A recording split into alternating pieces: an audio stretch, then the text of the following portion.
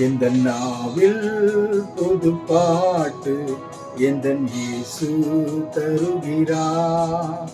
எந்த நாவில் புது பாட்டு எந்த இயேசு தருகிறார். ஆனந்தம் கொள்ளுவேன் அவரை நான் பாடுவேன் உயிருள்ள நாள் வரையில். அல்லேலூயா ஆனந்தம் கொள்ளுவேன் அவரை நான் பாடுவேன் உயிருள்ள நாள் வரையில். எந்த நாவில் புது பாட்டு எந்த இயேசு தருகிறார். பாவ இருள் என்னை வந்து சூழ்ந்து கொள்கையில் தேவன் அவர் தீபமாய் என்னை தேற்றினார். பாவ இருள் என்னை வந்து சூழ்ந்து கொள்கையில் தேவன் அவர் தீபமாய் என்னை தேற்றினார். ஆனந்தம் கொள்ளுவேன் அவரை நான் பாடுவேன் உயிருள்ள நாள் வரையில். அல்லேலூயா ஆனந்தம் கொள்ளுவேன் அவரை நான் பாடுவேன் உயிருள்ள நாள் வரையில்.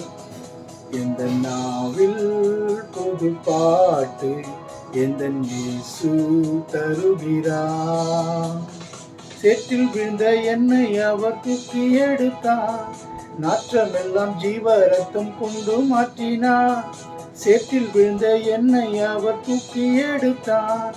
நாற்றமெல்லாம் ஜீவ ரத்தம் கொண்டு மாற்றினார். ஆனந்தம் கொள்ளுவேன் அவரை நான் பாடுவேன் உயிருள்ள நாள் வரையில். அல்லேலூயா ஆனந்தம் கொள்ளுவேன் அவரை நான் பாடுவேன் உயிருள்ள நாள் வரையில்.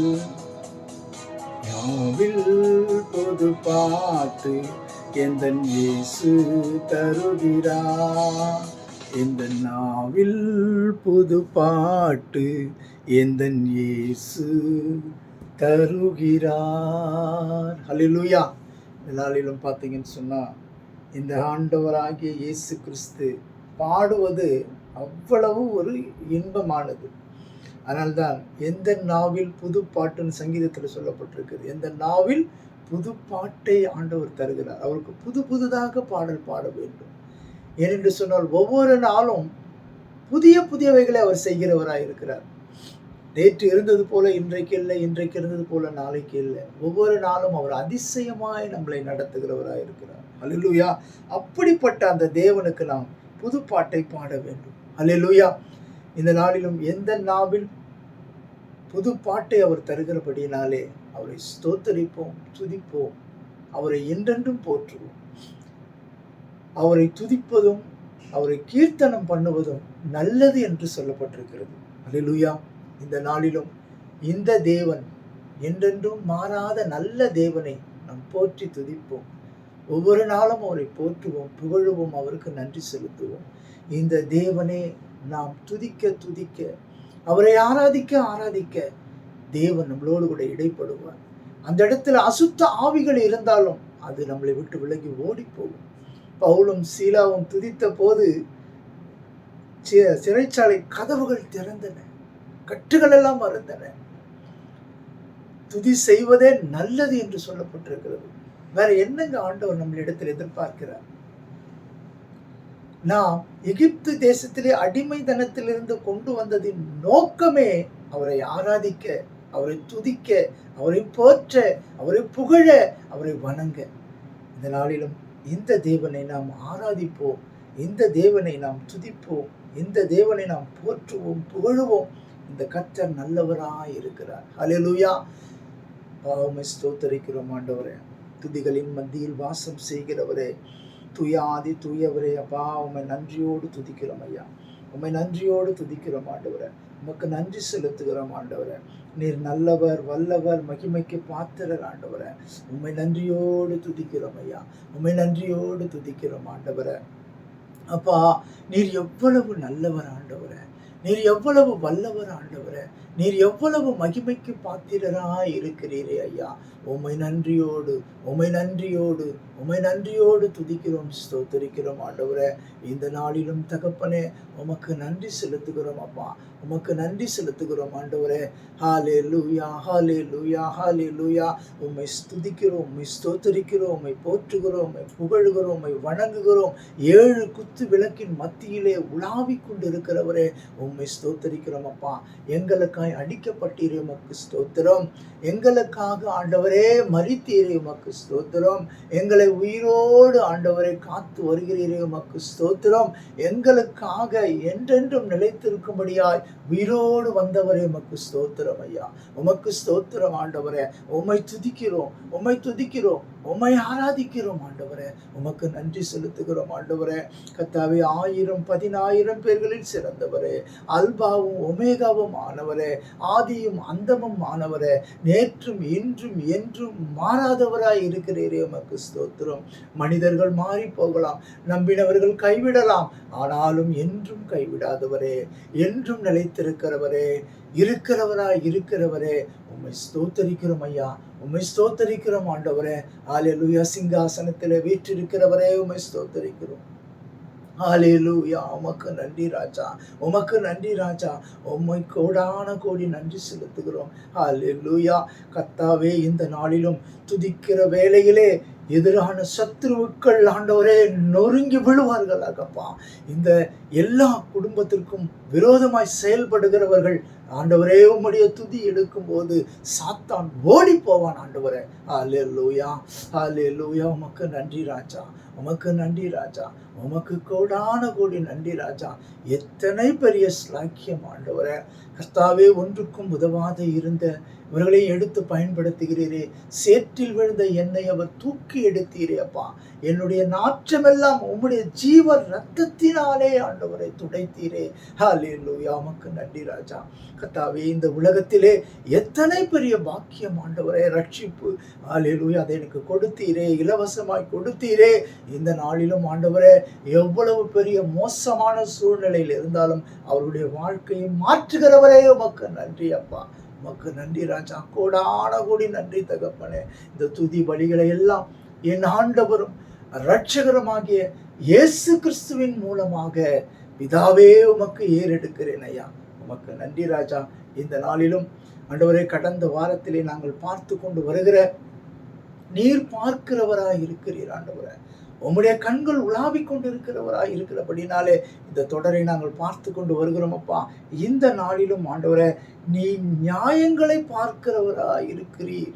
இரண்டாவதாக ஆண்டவரே, நீர் வழிகளை பார்க்கிறவரா, நடைகளை பார்க்கிறவராய் இருக்கிறீர். மூன்றாவதாக வழிகளை பார்க்கிறவராய் இருக்கிறீர். ஒவ்வொரு மனிதனுடைய என்ன நியாயம் செய்கிறான் என்பதை நீ பார்த்து கொண்டிருக்கிறீர். ஒவ்வொரு மனிதனுடைய நடைகளை பார்த்து கொண்டிருக்கிறீர். ஒவ்வொரு மனிதனுடைய வழிகளை பார்த்து கொண்டிருக்கிறீர் ஆண்டவரே. இந்த நாளிலும் என் தேவனே, நீர் ஆண்டவரே இந்த வேத வசனங்களோடு கூட நீர் எங்களோடு கூட பேசுவீராகப்பா. இந்த வசனங்கள் எங்களை புடமிடட்டும்.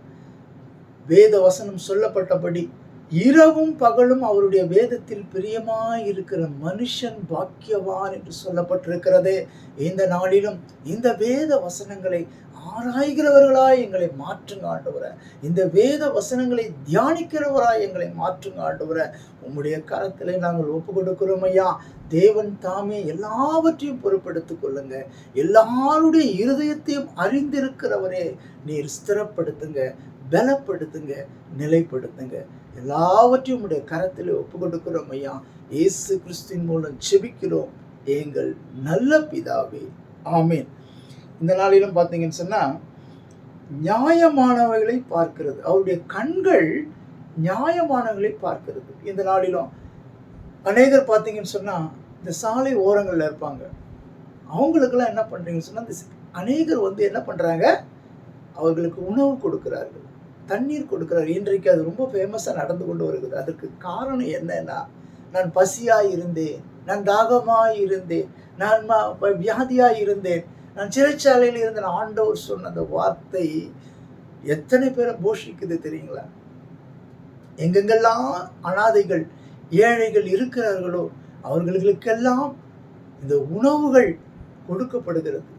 தேவன் எல்லோரையும் பாதுகாக்கிறவராய் இருக்கிறார். அவர் நியாயங்களை பார்த்து கொண்டு இருக்கிறார்.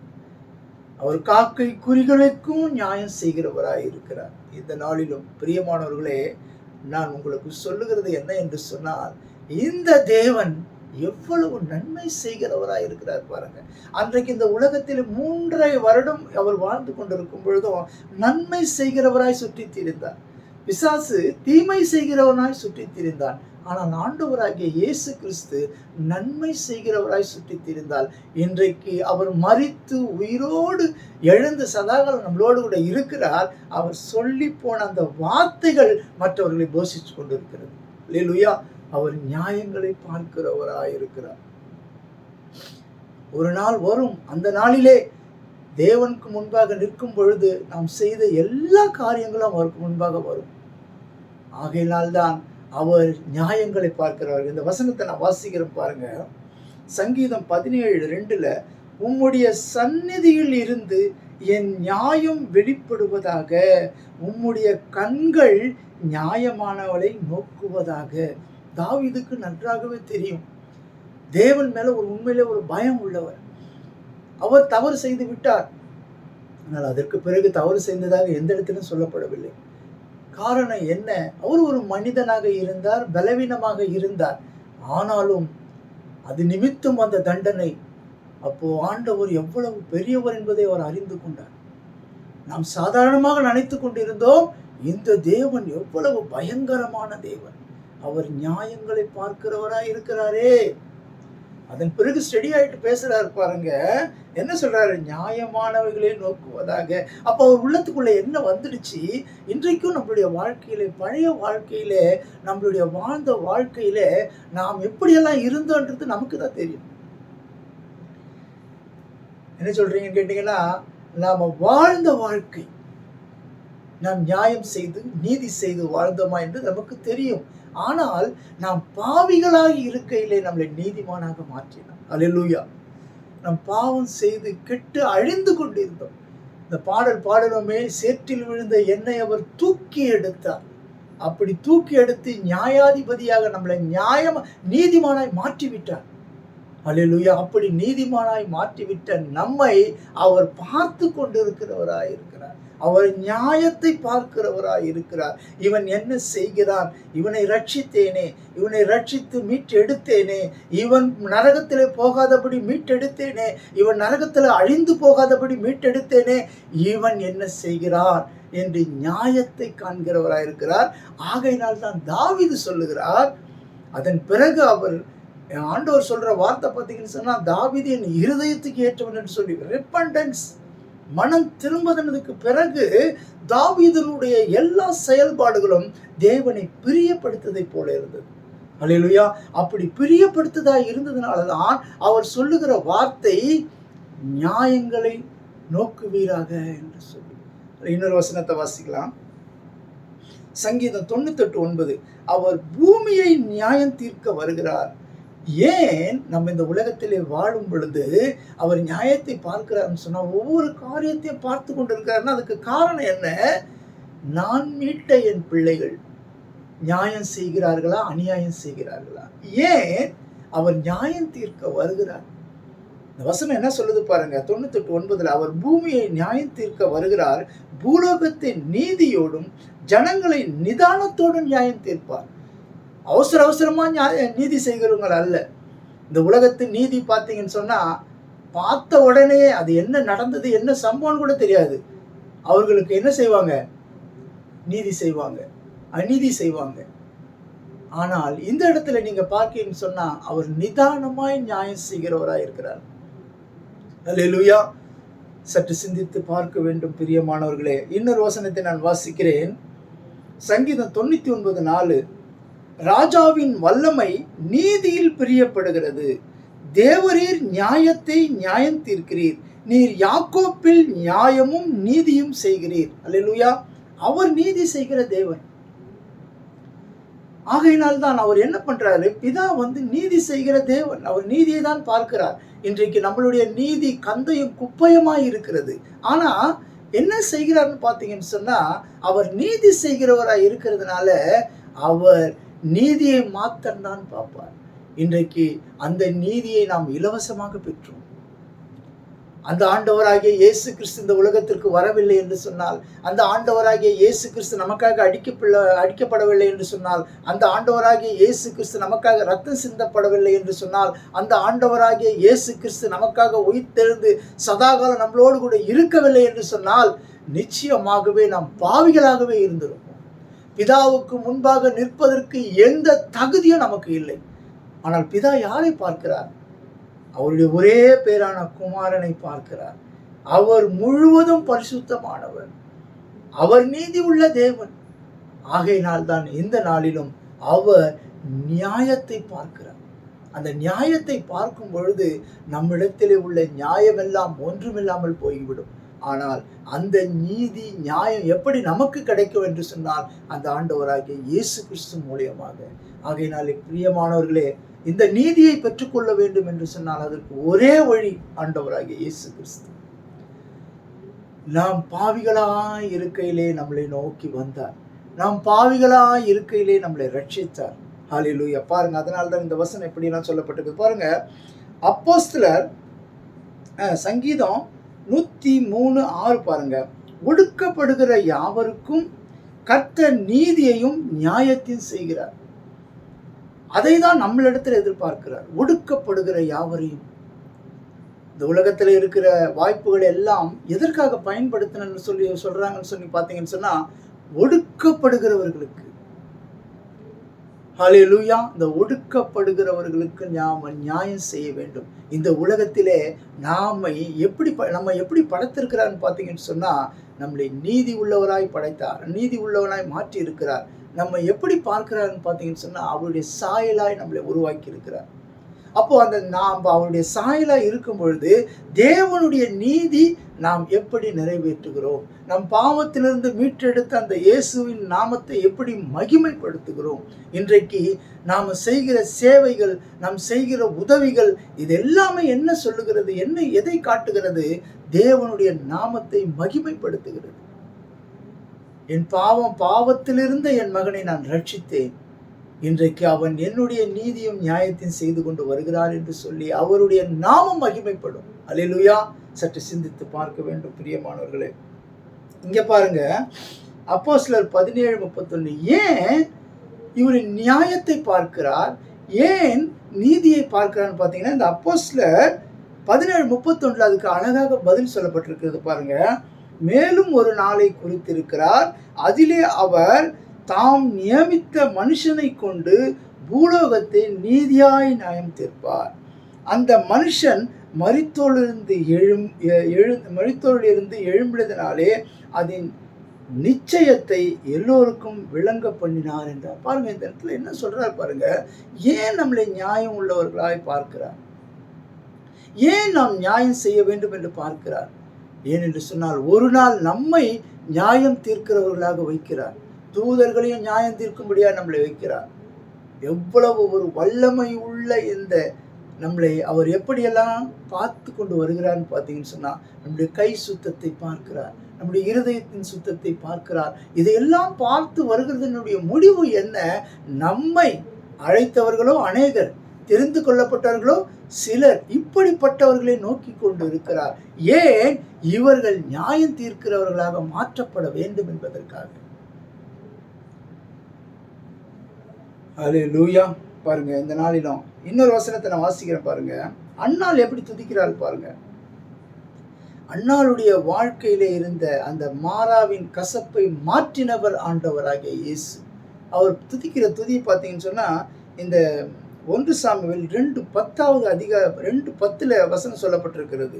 ஆனால் 2 சாமுவேல் அந்த 2ஆம் அதிகாரம் 1-10 வரையில் அந்த அன்னாள் துதிக்கிற துதிப்பை பார்த்தீங்கன்னு சொன்னா அப்படி இருக்கு. அந்த 10வது வசனத்தை நான் வாசிக்கிறேன்.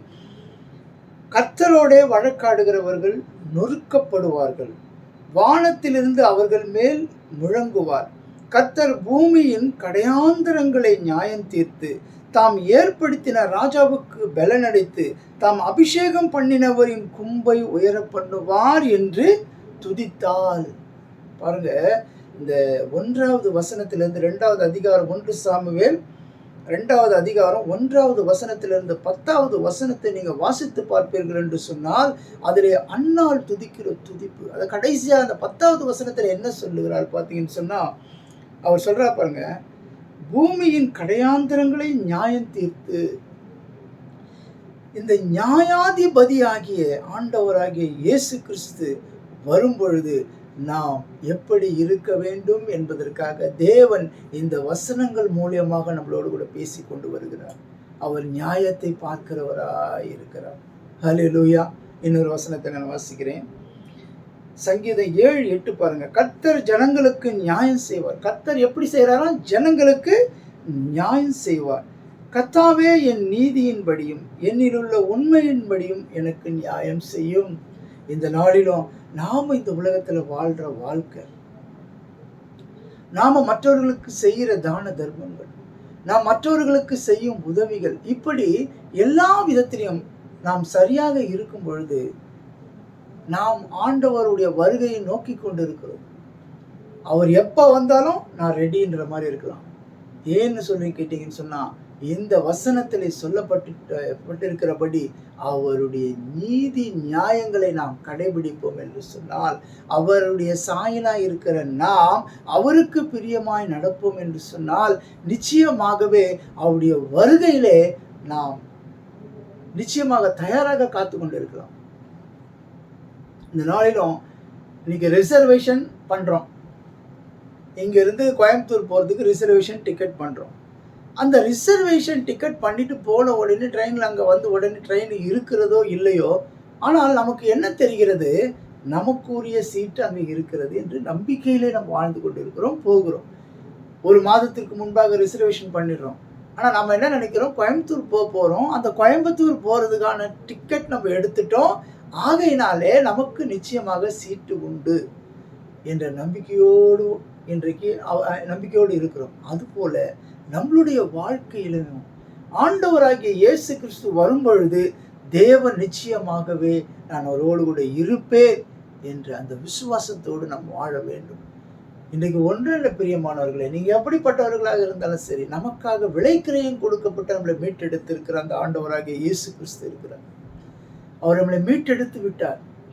நாம் செய்ய வேண்டியது என்ன? இயேசு கிறிஸ்துவுக்கு பிரியமான வாழ்க்கை நாம் வாழும் பொழுது, அவர் சித்தத்தை செய்யும் பொழுது, அவர் நிச்சயமாகவே நம்மளோடு இருந்து நம்மளை நடத்துகிறவராயிருப்பார். ஹல்லேலூயா. சற்று சிந்தித்து பாருங்கள் பிரியமானவர்களே. ஹல்லேலூயா. ஸ்தோத்திரம் ஆண்டவரே, ஸ்தோத்தரிக்கிறோம், ஸ்தோத்தரிக்கிறோம், ஸ்தோத்தரிக்கிறோம்.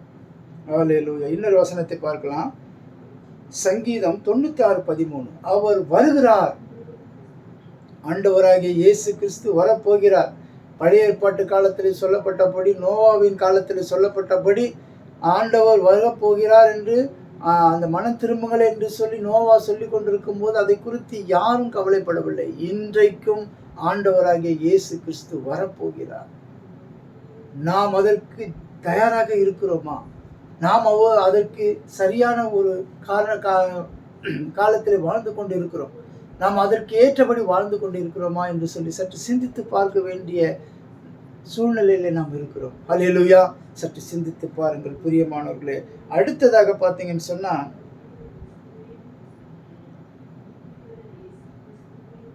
இரண்டாவது பார்த்தீங்கன்னு சொன்னா, அவர் நம்மளுடைய நடைகள் எல்லாம் பார்க்கிறாராம். என்ன பார்க்கிறார்? நம்மளுடைய நடைகளை பார்க்கிறார். நாம் எப்படி நடந்து கொண்டு இருக்கிறோம், நம்முடைய வாழ்க்கையில எப்படி நடக்கிறோம் என்பதை குறித்து அவர் பார்க்கிறவராய் இருக்கிறார். அல்லேலூயா. சற்று சிந்தித்து பாருங்கள். இந்த இடத்துல இந்த வசனத்தை பாருங்க. அவருடைய கண்கள் மனுஷனுடைய வழிகளை நோக்கி இருக்கிறது, அவருடைய நடைகளை எல்லாம் அவர் பார்க்கிறார்.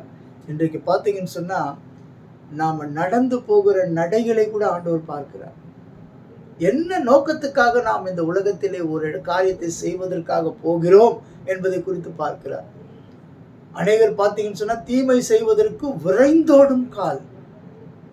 சீக்கிரமா ஓடி போய் என்ன பண்ணுவாங்க? தீமை செய்கிறதற்கு அவர்கள் என்ன பண்ணுவாங்க? விரைந்தோடுவாங்க. அவருடைய நடைகள் எல்லாம் நீங்க பார்த்தீங்கன்னு சொன்னா, அவர் எப்படி நடப்பார்கள் என்று சொல்லி பார்த்தீங்கன்னு சொன்னா, தீமை செய்வதற்கு வேகமாக நடந்து போவார்கள். அதை ஆண்டவர் பார்க்கிறார். அதனால தான் சொல்றார் ஆண்டவர் நடைகளை பார்க்கிறவராய் இருக்கிறார். யோபு சொல்லுகிறார், அவர் என் நடைகளை எல்லாம் எண்ணுகிறார் அல்லவோ. நடைகளை எண்ணுகிறார். வசனம் சொல்லுதுங்க, இன்றைக்கு நாம் நடந்து போகிற பாதை எப்படிப்பட்ட பாதை என்பதை அவர் அறிந்திருக்கிறார்.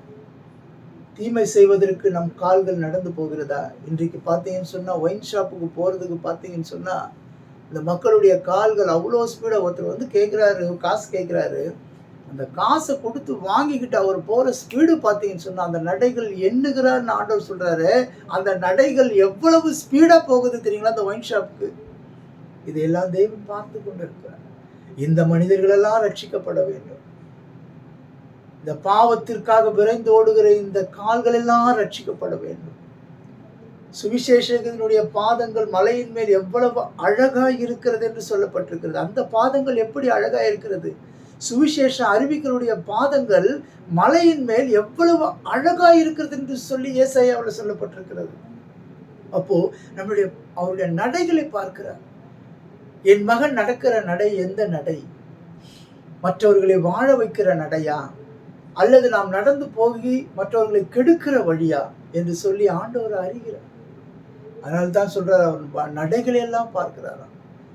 இன்றைக்கு நம்ம நடந்து போகிறோம், எங்க நடந்து போகிறோம், எதற்காக நடந்து போகிறோம் என்பதை கூட அவர் அறிந்திருக்கிறவராக இருக்கிறார். அதனால்தான் சொல்றார், 2வது பகுதியில பார்த்தீங்கன்னு சொன்னா, அவர் நடைகளை எல்லாம் பார்க்கிறார். அல்லேலூயா. சற்று சிந்தித்து பாருங்கள் பிரியமானவர்களே. இன்னொரு வசனத்தை வாசிப்போம்.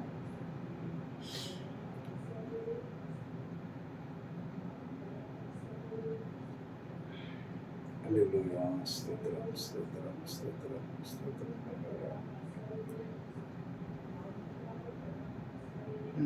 இன்னொரு வசனத்தை வாசிப்போம். யோபு 10:4.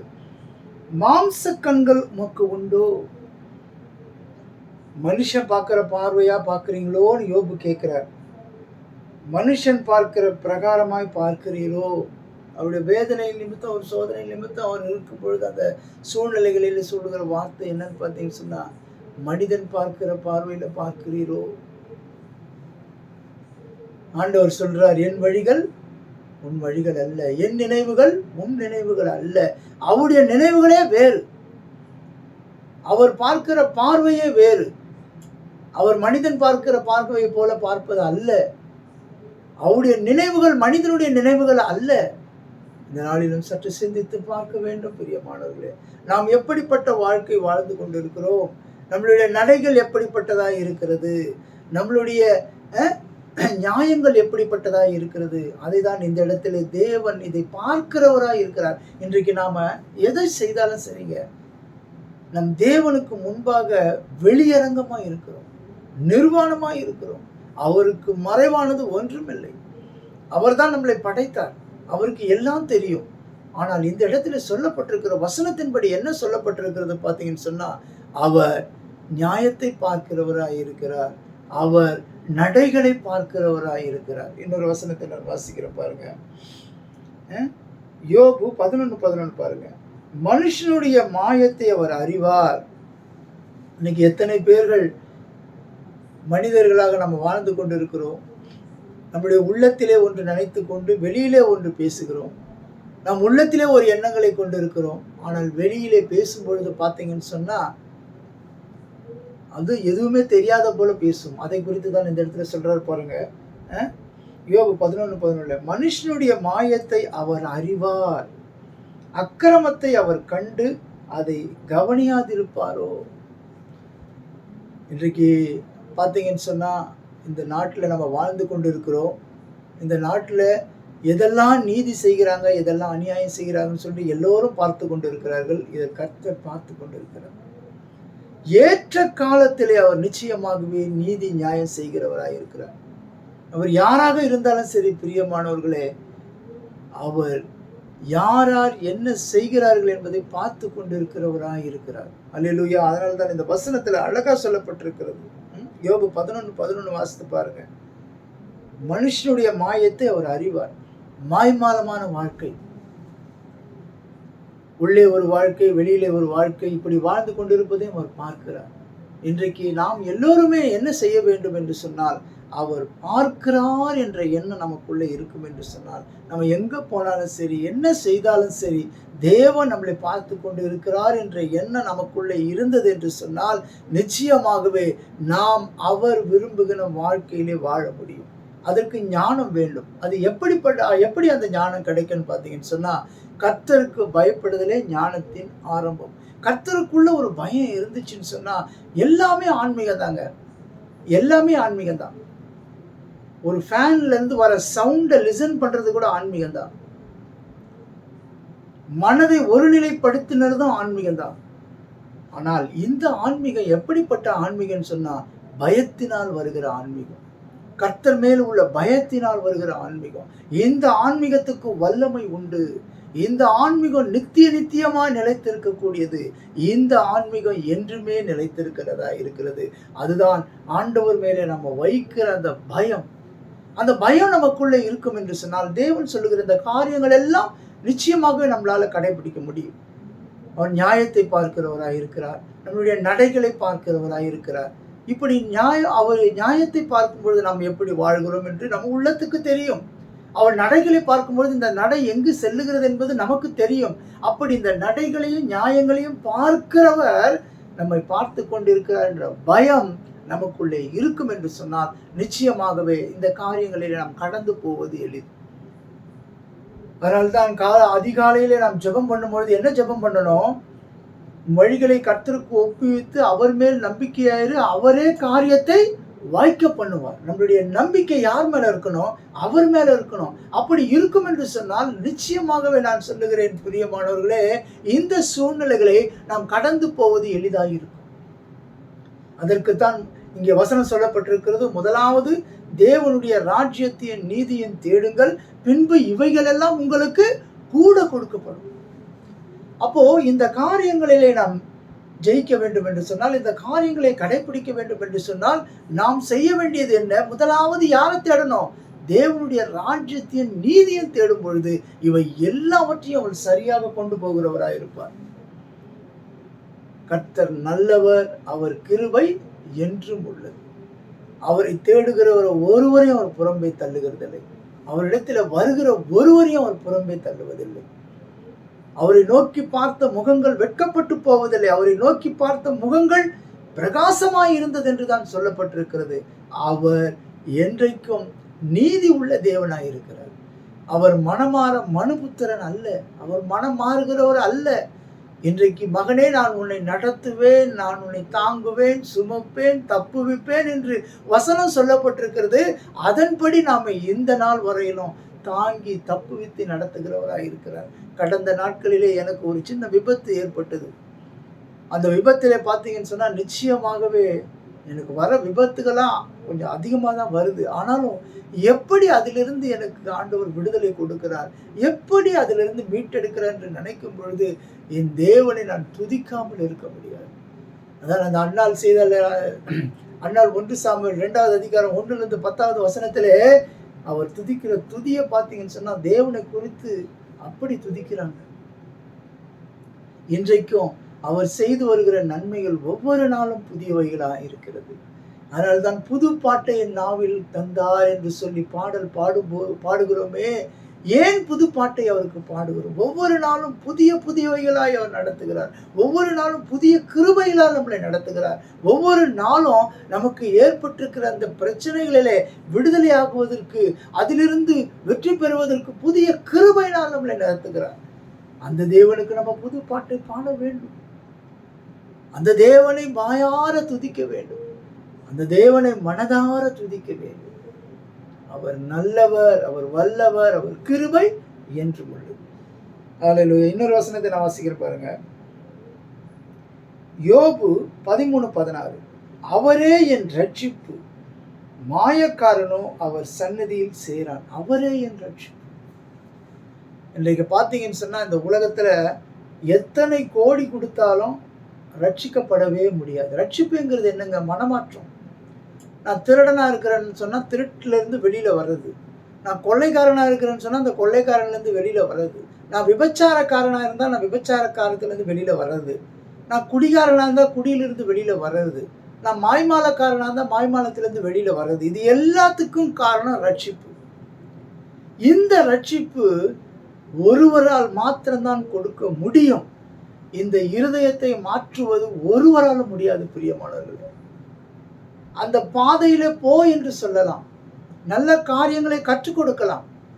ஆனால் அவனுடைய இருதயத்தை மாற்றக்கூடிய வல்லமை அந்த ஆண்டவராகிய இயேசு கிறிஸ்துக்கு மாத்திரம்தான் உண்டு. அதனால்தான் யோபிலே சொல்லப்பட்டிருக்கிறது, ரட்சிப்பு உம்முடையது, ரட்சிப்பு உம்முடையது. ஆண்டவருடையது தான் ரட்சிப்பு. எவ்வளோ பெரிய கோட்டீஸ்வரனாக இருந்தாலும் சரி, அவன் ரட்சிக்கப்பட வேண்டும் என்று சொன்னால் அதற்கு ஆண்டவராகிய இயேசு கிறிஸ்து ஒருவர் மாத்திரமே வழி. வேற வழியே கிடையாது, வேற வழியே கிடையாது. நீ எவ்வளவு பெரிய ஆளாக இருந்தாலும் சரி, நீ இன்றைய தினம் வரையிலும் உன்னுடைய இருதயத்தின் நினைவுகள் உனக்கு தெரியும், அதுக்கு ஆண்டவருக்கும் தெரியும். எப்படியெல்லாம் நாம் இந்த உலகத்தை ஏமாற்றலாம், எப்படியெல்லாம் மற்றவங்களை வஞ்சிக்கலாம், எப்படியெல்லாம் நாம் சொகுசாக வாழ்ந்து கொண்டிருக்கலாம் என்று சொல்லி ஒவ்வொருடைய நினைவுகளும் அவர் அறிந்திருக்கிறார். இன்றைக்கு பார்த்தீங்கன்னு சொன்னால் அநேகர் இந்த தெரு ஓரங்களிலே இருக்கிறார்கள். ஒரு சாட்சி கூட நான் கேள்விப்பட்டேன்.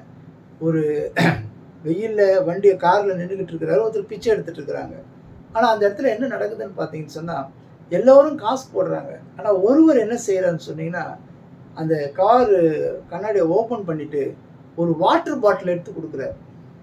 அந்த வெயிலில் அவன் பிச்சை எடுத்து கொண்டு இருக்கிறான். பாருங்க, எல்லாரும் தான் காசு கொடுக்குறாங்க.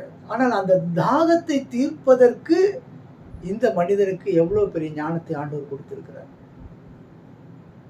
உதவி செய்யத்தக்கவர்களுக்கு ஏற்ற சமயத்தில் உதவி செய்யணும் அப்படின்னு சொல்லி அவர் என்ன செய்கிறார், அந்த தாகமாய் அந்த நின்று கொண்டு பிச்சை எடுத்து கொண்டு இருக்கிறவனுக்கு பணத்தை கொடுக்காமல் ஒரு பெரிய வாட்டர் பாட்டிலை எடுத்து கொடுத்து விட்டு போகிறார். இப்படிதான் பிரியமானவர்களே, சூழ்நிலைகளின் கருதி அவர் பார்க்கிறார், ஆண்டவர் பார்க்கிறார், நியாயத்தை பார்க்கிறார். மனிதனோ முகத்தை பார்க்கிறான், தேவனோ என்ன பார்க்கிறார், இருதயத்தை பார்க்கிறவராய் இருக்கிறார். அல்லேலூயா. சற்று சிந்தித்து பார்க்க வேண்டும் பிரியமானவர்களே. அல்லேலூயா, அல்லேலூயா. ஓ ஸ்தோத்திரம் ஆண்டவரே, ஸ்தோத்தரிக்கிறோம், ஸ்தோத்தரிக்கிறோம், துதிக்கிறோம், உமக்கு நன்றி செலுத்துகிறோம் ஆண்டவரே. இன்னொரு வசனத்தை பார்க்கலாம். யோபு 14:16. இப்பொழுது என் நடைகளை எண்ணுகிறீர். என்ன அழகா சொல்றாரு பாருங்க, வசனம் என்ன அழகா சொல்றாரு பாருங்க. அவர் பாருங்க, இப்பொழுது என் நடைகளை எண்ணுகிறீர், என் பாவத்தின் மேலல்லவோ கவனமாய் இருக்கிறீர். பாருங்க என்ன சொல்றாரு பாருங்க. நம்முடைய பாவம், நம் செய்கிற பாவத்தின் மேல் கவனமாய் இருக்கிறார். அப்போ நம்ம பாவத்திலிருந்து மீட்டெடுக்க வேண்டுமே என்ற அந்த நோக்கம், அந்த ஆண்டவருடைய அந்த நோக்கம் என்ன, நம் பாவத்திலிருந்து விடுதலையாக வேண்டும், பாவத்திலிருந்து நாம் வெற்றி பெற வேண்டும், அந்த பாவ குழியிலே அழிந்து போகக்கூடாது என்பது தேவன் கவனமாய் இருக்கிறார். ஆண்டவர் இந்த உலகத்திற்கு ஏன் வந்தார், நீதிமானை அல்ல பாவிகளை ரட்சிக்கவே இந்த உலகத்திற்கு வந்து நம்மளை நீதிமானாக மாற்றிய பிறகு அவர் பார்க்கிறார், நியாயத்தை பார்க்கிறார். நாம் ரட்சிக்கப்பட்ட பிறகு நாம் தேவனுக்கு எப்படி பிரியமாய் இருக்கிறோம். அதனால்தான் பிரியமானவர்களே, அநேகரை அழைத்திருக்கிறார். அவர் சிலரை விசேஷமாக தெரிந்து கொள்ள ஆண்டவர் வாஞ்சிக்கிறார். நாம் அழைக்கப்பட்ட கூட்டத்தில் இருக்கிறோமா, அவர் தெரிந்து கொள்ளப்பட்ட கூட்டத்தில் இருக்கிறோமா என்று சொல்லி சற்று சிந்தித்து பார்க்க வேண்டும். அவரால் தெரிந்து கொள்ளப்பட்டவர்களில் கர்த்தர் நடத்துகிற விதம் வேறு மாதிரி இருக்கும். பிரியமானவர்களை, இன்று நாளிலும் சற்று சிந்தித்து பார்க்க வேண்டும். கர்த்தர் நல்லவர், அவர் கிருபை என்றும் உள்ளது. எப்பொழுது சொல்வீர்களாக, கர்த்தர் நல்லவர். ஏன்னா அவர் நல்லவரா இல்லைனா நிச்சயமாகவே நாம் அந்த பாவத்தில் அழிந்து குழியில அந்த நரகத்திலே தள்ளப்பட்டு அந்த அக்னி கடலிலே வெந்து கதறி இருப்போம். அவர் நல்லவராய் இருக்கிறபடினாலே அந்த அக்னிக்கு நம்மளை கொண்டு போகாதபடிக்கு, அந்த நரகத்திலே நம்மளை தள்ளாதபடிக்கு நமக்காக இந்த உலகத்திலே வந்தாரே, நமக்காக அடிக்கப்பட்டாரே, நமக்காக ரத்தம் சிந்தி மரித்து 3ஆம் நாள் உயிர் தெழுந்தாரே. இந்த தேவனை நாம் ஆராதிக்க வேண்டும், இந்த தேவனை நாம் துதிக்க வேண்டும், இந்த தேவனை நாம் போற்ற வேண்டும் அல்லவா. அடிமைதன வீட்டிலிருந்து நம்மளை மீட்டெடுத்தாரே, அந்த எகிப்து போல வாழ்க்கையில வாழ்ந்து கொண்டு இருக்கிறவர்களுக்கு தான் அந்த ஆண்டவராகிய இயேசு கிறிஸ்துவுடைய வல்லமை தெரியும். அந்த பாஸ்கா அன்றைக்கு ஆட்டுக்குட்டியான ஒரு இரத்தத்தை நிலைக்கால்களிலே பூசும் பொழுது எப்படி ஒவ்வொரு வீட்டையும் தேவன் பாதுகாத்தாரோ, அதே போல இன்றைய தினத்திலே அந்த ஆண்டவராகிய இயேசு கிறிஸ்துவின் இரத்தத்தை பானம் பண்ணுகிறவர்களையும் அவருடைய உடலை புசிக்கிறவர்களையும் நித்தியமாய் தேவன் பாதுகாக்கிறவராய் இருக்கிறார். அல்லேலூயா. சற்று சிந்தித்து பார்ப்போம் பிரியமானவர்களே. என் தேவன் எவ்வளவு வல்லமையுள்ள தேவன், என் தேவன் எவ்வளவு இரக்கமுள்ள தேவன் என்பதை சற்று சிந்தித்து பார்ப்போம். அவர் எதையெல்லாம் பார்க்கிறார்? நியாயத்தை பார்க்கிறார், நடைகளை பார்க்கிறார், நம்மிடத்தில் என்ன குணம் இருக்கிறது என்று பார்க்கிறார். மனிதன் வெளி தோற்றத்தை மட்டும்தான் பார்க்க முடியும். ஒருவனை பார்த்தால் கரடுமுரடாக இருப்பான், மோசமானவன் போல தெரியும். ஆனால் அவன் உள்ளத்திலே ஆட்டு குணம் இருக்கும். அது யாருக்கு தெரியும்? வெளி தோற்றத்திலே பார்த்து விட்டு ஒருத்தர் நீதி செய்து விடுவார்கள். ஆனால் தேவன் உள்ளத்தை பார்க்கிறவராக இருக்கிறார். ஆகையினால் தான் அந்த ஆட்டோ சங்கர் கூட ரட்சிக்கப்பட்டாங்க. அவன் உள்ளத்துக்குள்ள எந்த ஒரு இரக்கத்தை ஆண்டவர் பார்த்தாரோ தெரியல. அவன் ஒருவேளை மோசமானவனா இருந்திருக்கலாம். ஆனால் அவன் செய்த உதவிகள் அவன் மற்றவர்களை எப்படி நேசித்தான் என்று நமக்கு தெரியாது. அவன் வெளித்தோற்றம் பார்க்கும்பொழுது ஒரு பயங்கரவாதி, அவன் கொலைகாரன், அவன் பெண்களை கடத்துகிறவன் என்று சொல்லி இந்த உலகம் அறிந்தது. ஆனால் அவனுக்குள்ளே என்ன குணத்தை ஆண்டவர் பார்த்தார்னு தெரியல. அவன் ரட்சிக்கப்பட்டான். அவன் இன்றைக்கு பரதேசில் இருக்கிறவனாய் மாற்றிவிட்டார். எப்படி அந்த சிலுவையிலே தொங்கிக் கொண்டிருந்த ஒரு கல்வன் கடைசி நிமிடத்திலே தன்னுடைய மனதை மாற்றிவிட்டு இவர்தான் உண்மையான தேவன் என்று சொல்லி அவன் நேசித்தானோ, அந்த நேரத்திலே அவன் தேவனோடு கூட பரதேசில் இருக்கும்படியான ஸ்லாக்கியத்தை பெற்றுக்கொண்டான். பிரியமானவர்களே, இந்த நாளிலும் இந்த தேவன் நம்மளை பார்த்து சொல்லுகிறார். அதை நாம் புரிந்து கொள்ள வேண்டும். மனம் திரும்புங்கள், பரலோக ராஜ்யம் சமீபமாய் இருக்கிறது என்று சொல்லி யோவான் மூலமாக இந்த ஆண்டவரும் இயேசு கிறிஸ்துவும் சொல்லி கொண்டு வருகிறார். மனம் திரும்புதலுக்கேற்ற கனிகளை கொடுங்கன்னு சொல்லி மனம் திரும்பினவர்களை பார்த்து சொல்லுகிறார். இந்த நாளிலும் இதையெல்லாம் சற்று நாம் சிந்தித்து பார்க்க வேண்டும். கர்த்தர் நல்லவருங்க. ஆகையினாலே அவர் நிச்சயமாகவே நம்மளை ஒரு நாளும் கைவிட மாட்டார். இன்னொரு வசனத்தை வாசிக்கலாம். யோபு 24:4. தேசத்தில் சிறுமைப்பட்டவர்கள் ஏகமாய் ஒளிந்து கொள்ளத்தக்கதாக எளிமையானவர்களின் வழியை விட்டு விலக்குகிறார். பாருங்க, இன்னைக்கு பார்த்தீங்கன்னு சொன்னா பசி பட்டினி என்று சொல்லி அநேகர் படுகிற வேதனைகளை தேவன் காண்கிறவராய் இருக்கிறார். அப்படிப்பட்டவர்களை ஆண்டவர் மீட்டெடுக்கிறார். எனக்கு தெரிந்த அநேகர் சொல்லி இருக்கிறாங்க, இந்த ஹோட்டல்ல வாங்குற அந்த குழம்புகளை வைத்து எங்க குடும்பத்தை நான் காப்பாற்றி இருக்கிறேன். இப்படி எல்லோருக்கும் தெரியாம ஒளிந்து கொண்டிருக்கிறவர்களை இன்றைக்கு வெளியரங்கமாக்கி அநேகருக்கு ஆசீர்வாதமாய் ஆண்டவராகிய இயேசு கிறிஸ்து மாற்றி இருக்கிறார் என்று சொன்னால் அவர் எல்லாவற்றையும் காண்கிறவராய் இருக்கிறார்.